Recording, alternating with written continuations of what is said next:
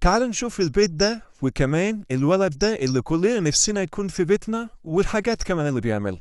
أول ما دخل قام راكن الشنطة بتاعته ومعقم نفسه، ما شاء الله زي الفل. وكمان عقم الشنطة، أحسنت. طبعا قام قلع الشوز بتاعته ولبس الشبشب بتاعه، قام مطلع جهاز كده غريب عجيب رهيب. اوه هيعقم الكوتش، احسنت برضه عشان يرجعها. قام رايح زي الشاطر معلق الجاكيت بتاعه، طبعا كلنا عارفين ولادنا كلنا بيعملوا الحاجات دي. وقام ايه كمان الجهاز ده بيعمل ايه ده؟ مش عارف، المهم ده بيعمل ايه، عقم قام معطر البيت راخر، دخل زي الشاطر وقام غسل ايديه. ياه، كلنا ولادنا كلهم بيعملوا كده.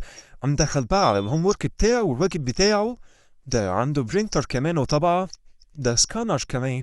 الله، وقام ايه محدد دلوقتي ليه وقاعد يحل. طبعا عارفين كلنا ما بنزعلش خالص واحنا بنذاكر لولادنا. قام بقى ايه قال يعمل حاجة حلوة كده وياكلها، وقام غسل الفراولة، حط معاها الجهاز ده اللي بيعقمها وهيصفيها دلوقتي. حلوة المصفى دي لذيذة. راح بقى عند الدرج بتاع الرز وجاب الرز يا حبيبي في حاجات سمرة يا بابا، في حاجات سمرة في الرز. توصلت فيه ايه انا مش عارف. وايه ده كمان، سمنة دي والله. المهم ده جهاز كده هيطبخ الرز دلوقتي وهنشوف هيطلع الرز. وقام جايب ذرة كده، ده وقت الذرة ده بين خلصان. وجاب بيض كمان، هيعمل بيض وذرة، ماشي حلو. وهناك كان بيسوي ايه رز، خليكم فاكرين بالحاجات الوحشة السمرة اللي فيه. طب والله شاطر بيعتمد على نفسه وبيعمل اكل. وجاب هنا الاير فراير وهيحط فيها البادي عندنا. وهنا حط بطاطا، دي ايه دي فراير دي ولا ايه، اجنحة. هيسوي كل جهاز بيعمل حاجته. كل ده اكل هتاكله لوحدك. قام جايب طاسة والفرشة بتاعت الزيت دي جميلة قوي ما بتهدرش زيت.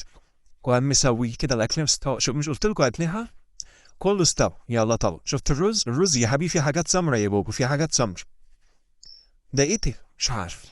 هم حطوهم كده على بورد، تقريبا البورد دي بتخلي الاكل سخن. ايوه هي يا اجنحة، مش بقول لكم هي اجنحة.